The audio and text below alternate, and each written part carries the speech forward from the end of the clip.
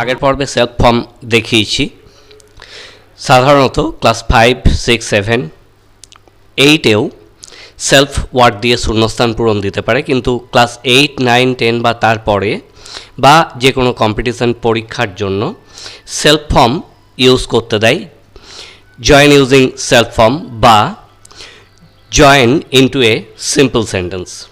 তো সেগুলো কিভাবে করবে আমি দুটো করে একটা এক্সাম্পল থেকে দুটো করে জয়েন করে দেখাবো।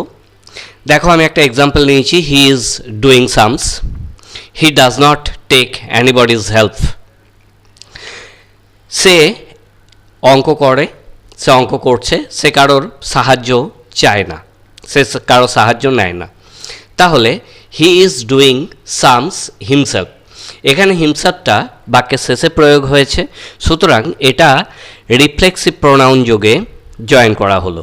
আবার he himself is doing sums, এখানে হি এই প্রোনাউনের পাশেই হিমসেলফ ব্যবহার করা হয়েছে, সুতরাং এখানে জয়েন হয়েছে এমফ্যাটিক প্রোনাউন দিয়ে। নেক্সট দেখো, the farmers harvested the crop, no one help them. Farmers plural ফর্মে আছে, অ্যান্সারটা রিফ্লেক্সিভ প্রোনাউনে কি হচ্ছে? The farmers harvested the crop themselves.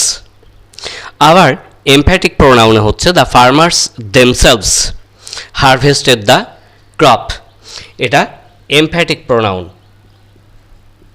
Next দেখো, he went there alone, no one accompanied him. সে সেখানে একা গেছিল, কেউ তার সঙ্গে যায়নি, কেউ তাকে সঙ্গ দেয়নি। তাহলে এটা রিফ্লেক্সিভ প্রোনাউনে হবে he went there himself.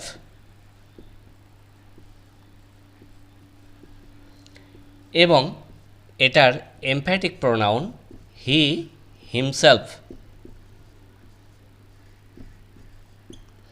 Went there.